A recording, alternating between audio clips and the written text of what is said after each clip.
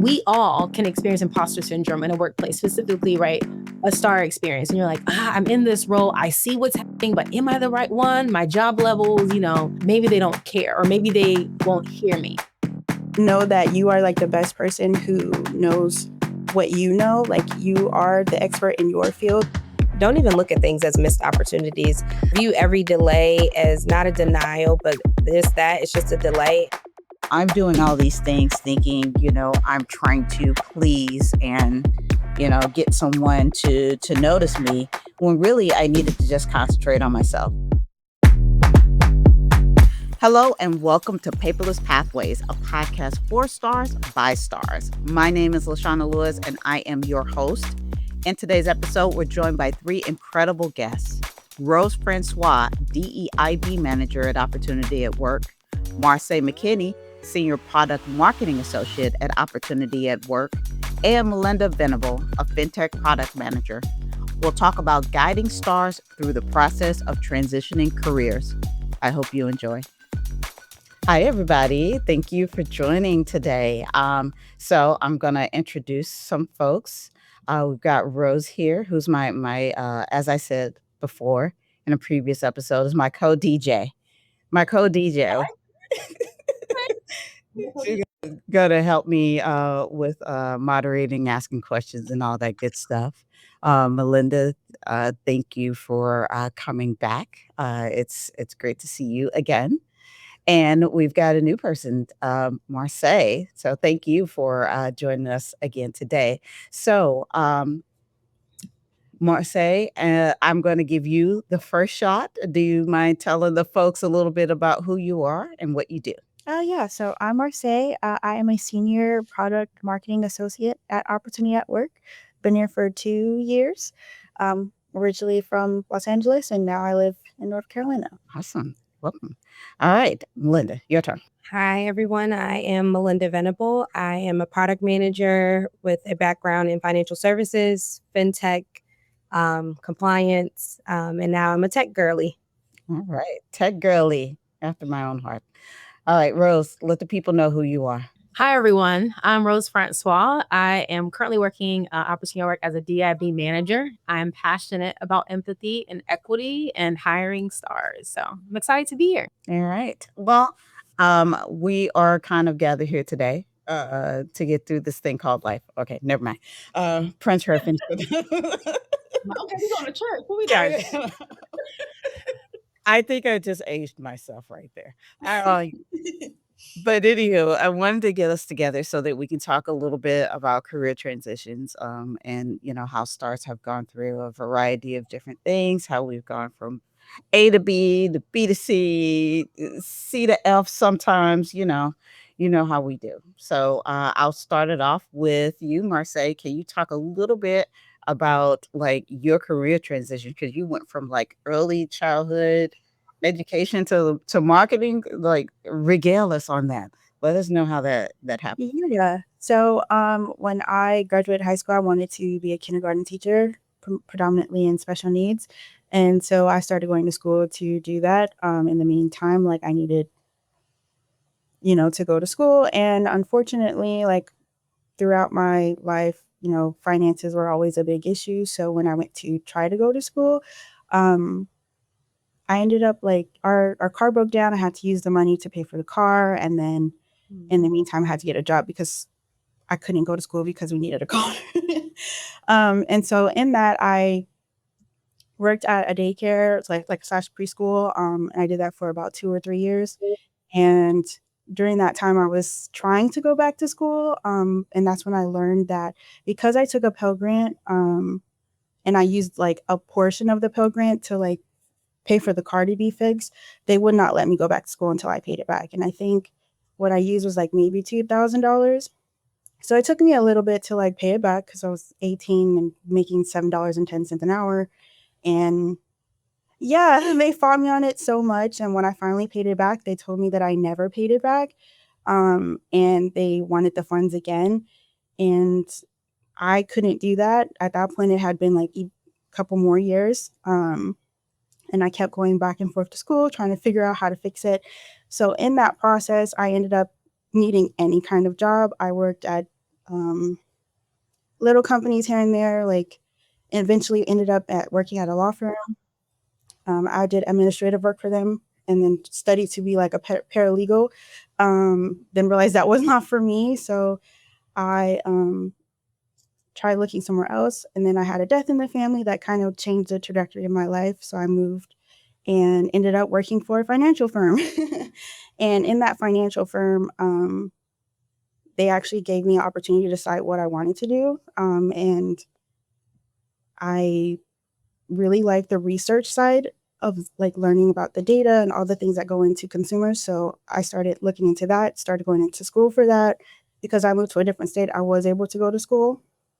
And then, I had a temporary job as well, and that was in marketing. And I had so much fun just learning about all of that with the research. So I decided to change my field and go into marketing. Again, I was working full time, so I couldn't go to school. But eventually I was able to get enough credits where I was like getting a scholarship. I got a scholarship and was working full time and going to school full time, but that wasn't conducive. So from there, I ended up getting another job with the same company that was like a temp job years prior. And I've kind of like stayed on this trajectory of marketing. And now I'm at Opportunity at Work, and I've learned so much and have been able to grow into multiple aspects of marketing. And I really like the job. So it took me a while to get here, but definitely love where I landed. That's fantastic. And that is a journey.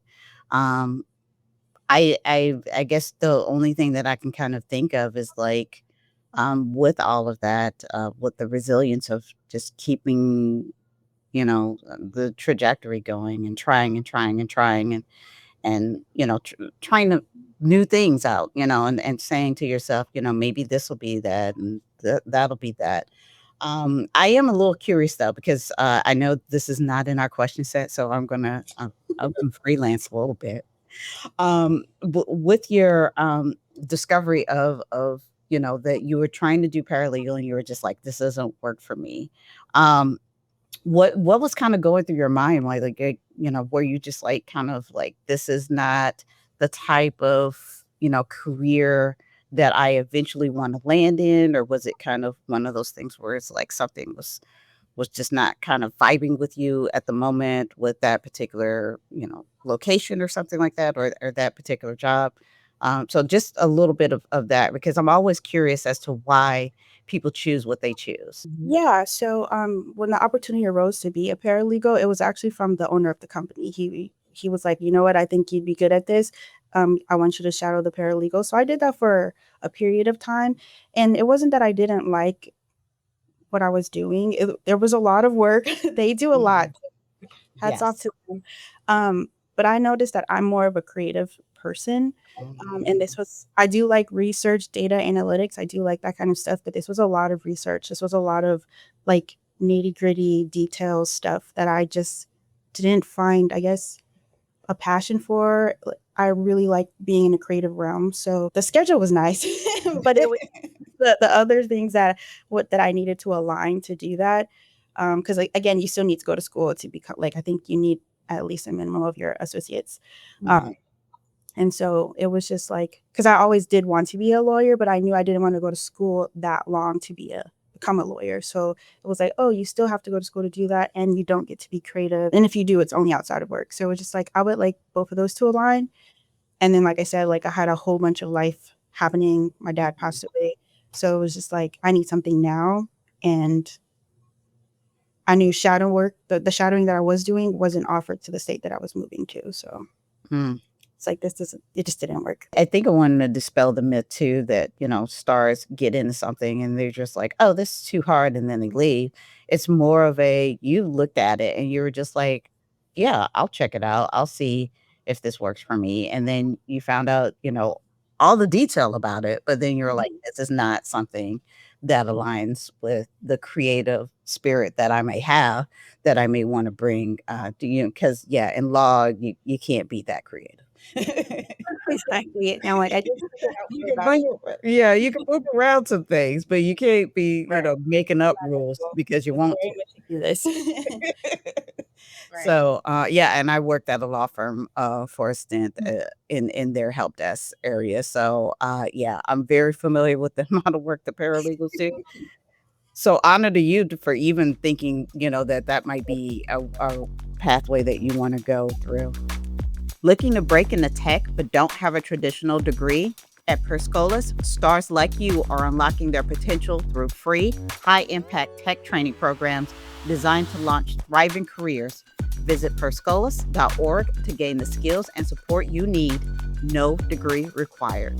You've got the skills. Merit America can help you turn them into a career. Their flexible, fast-paced training programs prepare working adults for in-demand jobs in tech, data, and IT without a 4-year degree. Join thousands of stars building their futures with Merit America today.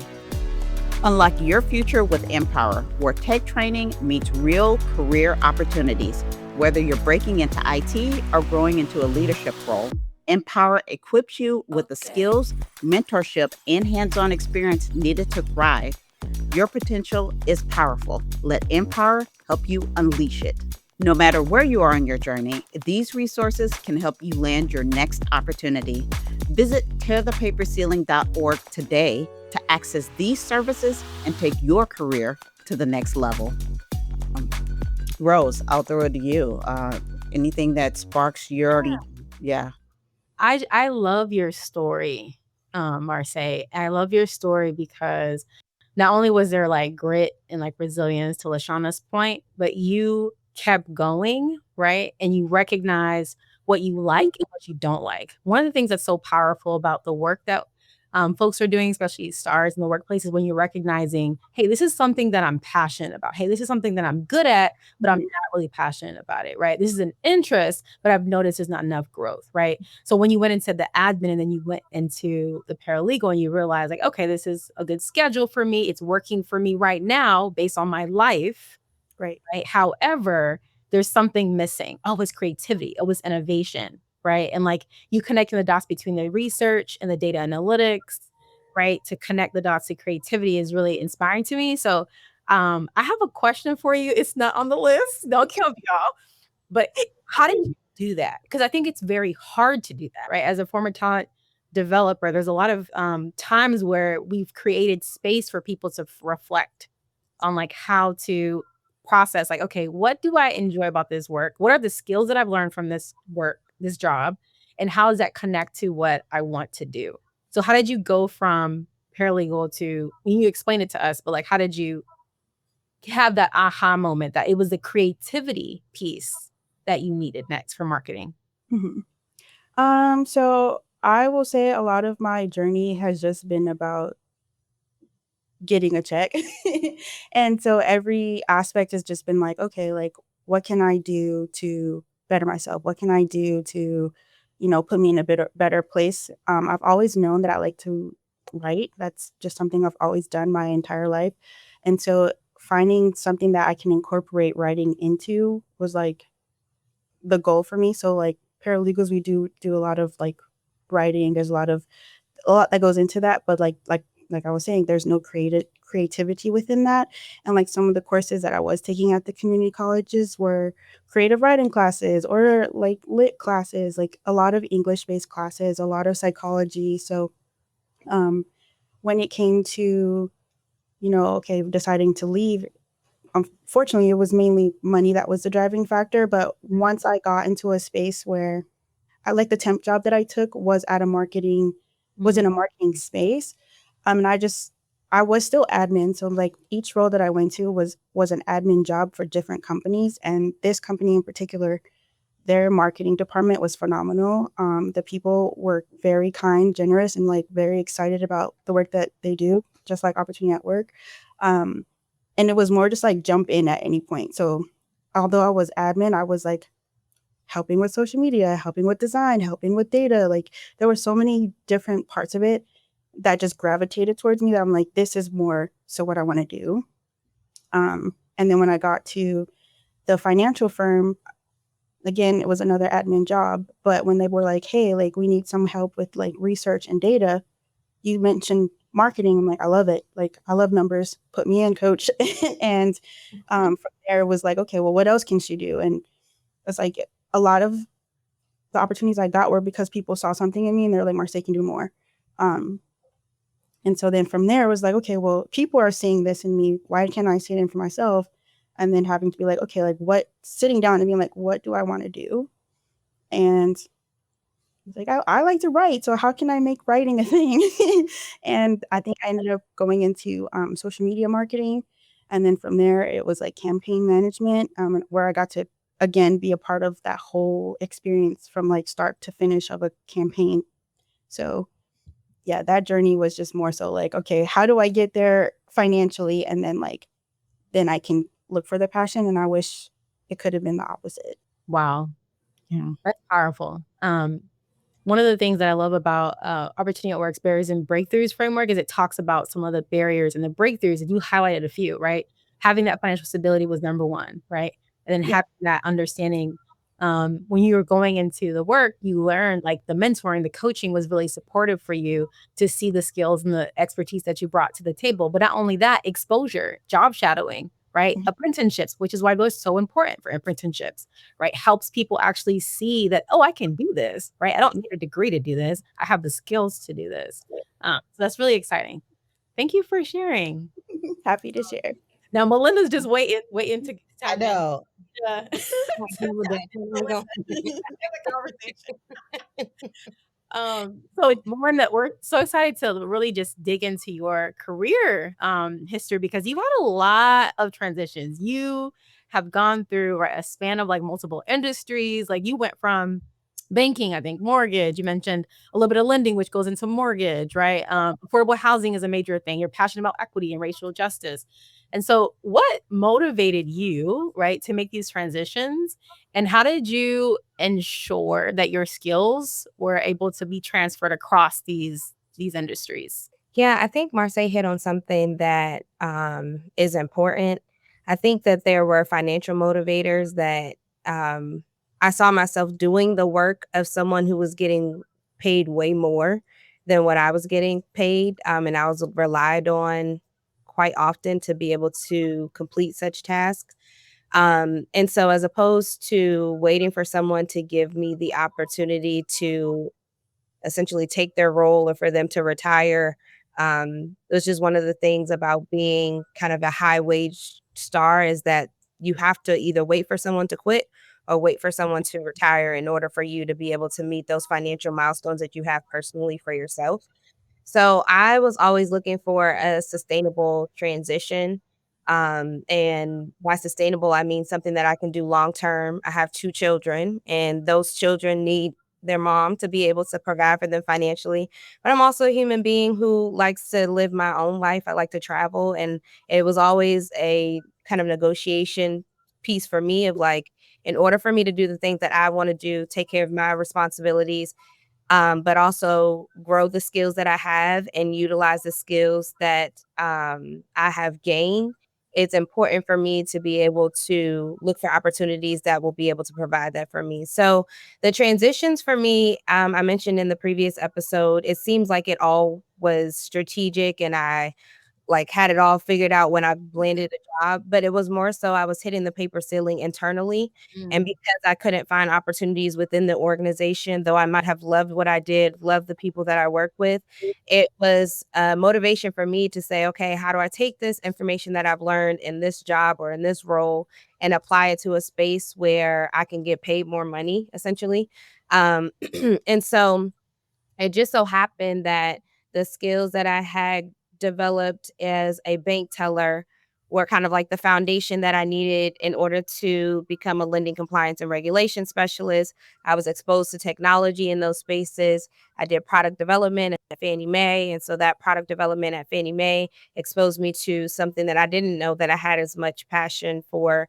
I was always intellectually curious, but to be able to take the data and the research from users and consumers, and be able to apply that to development and utilizing kind of the creative side of my brain, which I hadn't necessarily been able to tap into, also kind of sparked this sense of, okay, where can you do creativity? How can your skills create that creativity? And technology, not only is it something that is very prevalent now in the job market, but it also is a space where you can follow the rules like I have in my more compliance and financial service background, but also be creative in creating solutions for technology. And so that was some of the things that I used in order to make those transitions and to think about it. It was definitely kind of the financial desire to see myself in a space where I can travel when I want to and take my kids to things. But it was also me understanding that you've gotten these kind of tools in your toolkit now, how to use those tools to build a bigger, better version of yourself. Wow. Mm. I love that you tied in your desire for your life, right? For your family, but also like you were hitting the paper ceiling. And for folks who are listening to this, I'm like, what the heck is a paper ceiling? That is a barrier, a 4-year degree requirement that jobs are requiring for roles that don't actually require a job, right? But require specific skill sets to get the job done. And so you being able to navigate that and say, look, I can make it work. I can do this. I can do that. I can learn from whatever needs to be done, right? Whether it's product development in Fannie Mae or whether it's learning how my bank teller skills helped me in the next role in lending, right?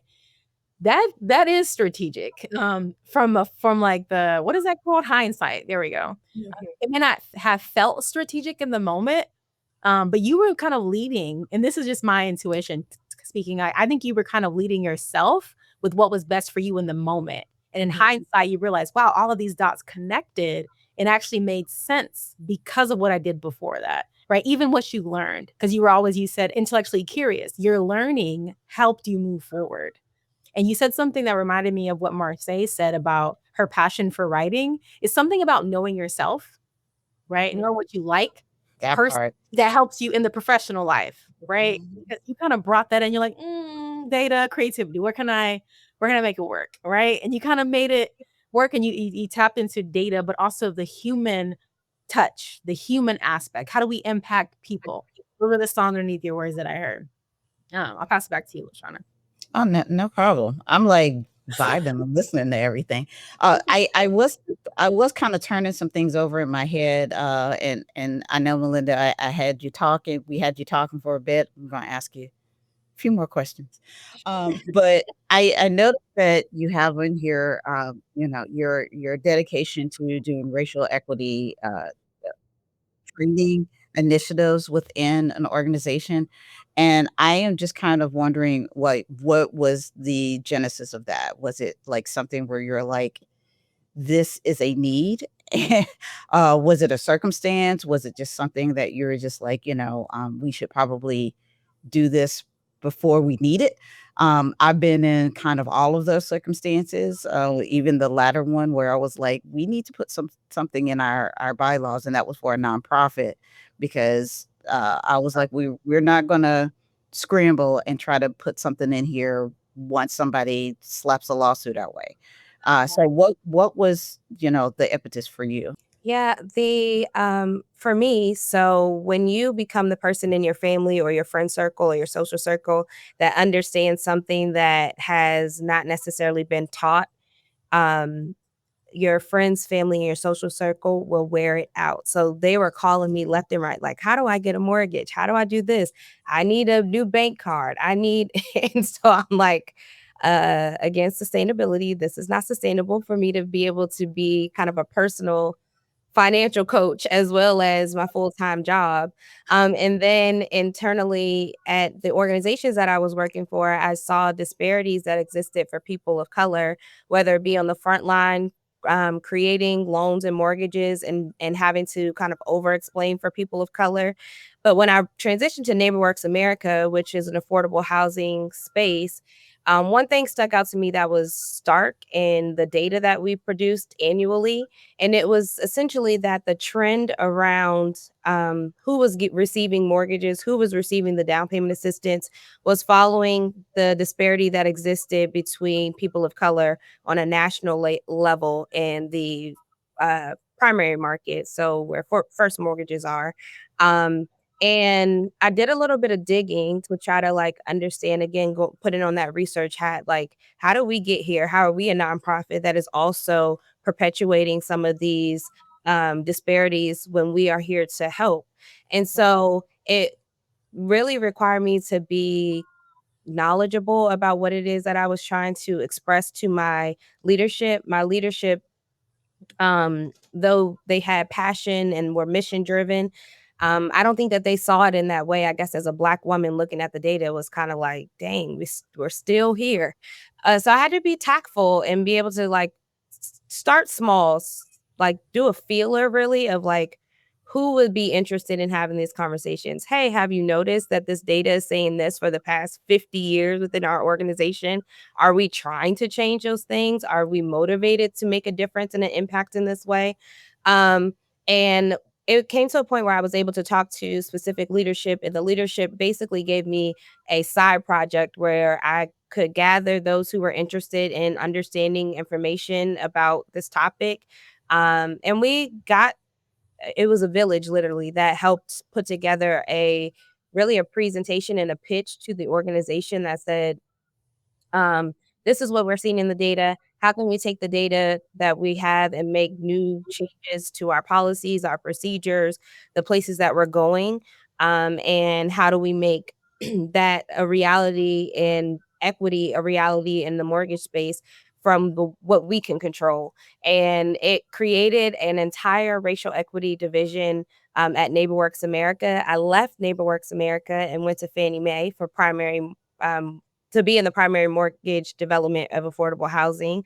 And even in those spaces, I think when I got there, I was kind of like, Malinda, you're the new fish here. Don't make any ripples. Anytime you said anything about credit or people of color, I wasn't sure how it would be received in that space.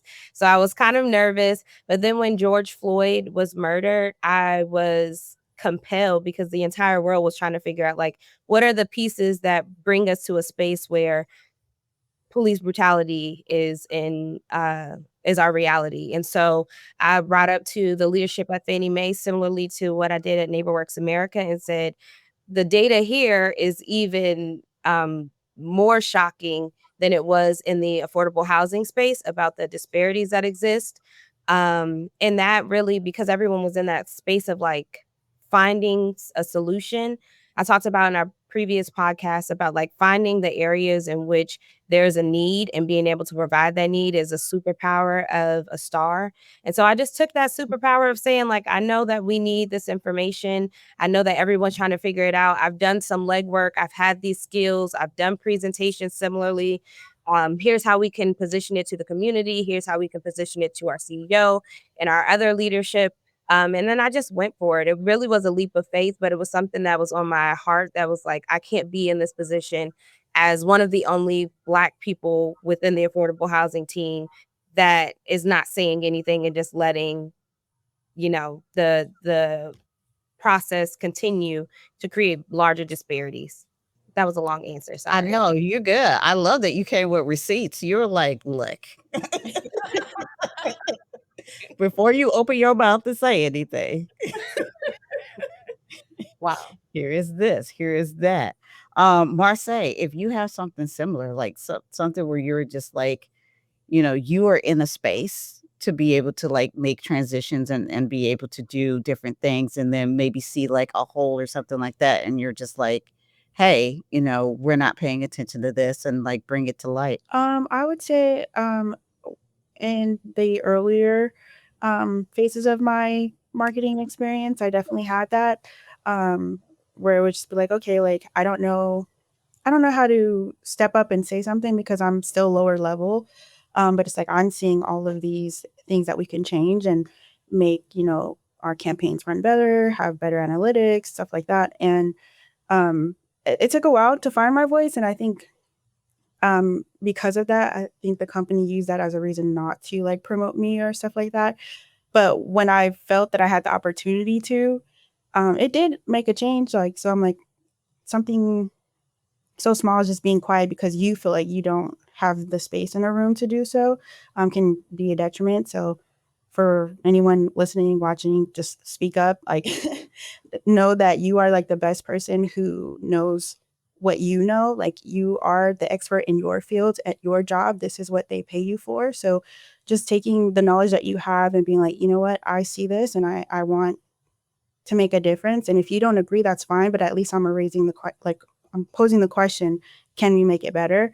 Because eventually I did, and it changed the campaigns for that company and wasn't beneficial for my promotion wise, but like it got at least the results that I wanted to see out there. Let's see, Marsay's dropping the mic on things. Look, speak up. Let your voice be heard. Yeah. Thinking about switching careers or leveling up your skills, but not sure where to start? General Assembly offers hands-on training in tech, design, and data to help you build real-world skills that employers value. Learn by doing and take your career to new heights. Climb Higher is creating economic mobility by helping overlooked talent break into new careers. Through skill building, mentorship, and a supportive community, climbers gain access to in-demand job opportunities in tech and business. Their model prioritizes peer-to-peer learning and career development to ensure long-term success. At Flatiron School, you'll gain the skills you need to thrive in software engineering, data science, cybersecurity, and artificial intelligence. Their immersive programs, strong employer network, and job placement support set learners up for success and high-growth careers. No matter where you are on your journey, these resources can help you land your next opportunity. Visit tearthepaperceiling.org today to access these services and take your career to the next level. I want to just like stamp everything that Marsay just said about let your voice be heard, because I think there's a quote, and I can't remember who said it, but it's like, if you don't tell your experience, you're going to die and they're going to say you enjoyed it, right? And that really sits with me, because the idea that we all can experience imposter syndrome in a workplace, specifically, right? A star experience. And you're like, I'm in this role. I see what's happening, but am I the right one? My job levels, not as high as the leaders, or not as XYZ with the directors. So maybe not, maybe they won't, maybe they don't care, or maybe they won't hear me, right? Is a real feeling, right? I felt it. Many people have felt it. And so the idea that your voice is not supposed to be heard is the wrong idea, is the thing that's holding a lot of us back. It's fear and doubt. And I just want to encourage everyone on this call, and even the stars listening to this call, and educators, right? And employers who are working with stars, empower stars, empower yourself to realize, to Marsay's point, you are the expert. You are doing the job. They hired you. Check. But that's not it.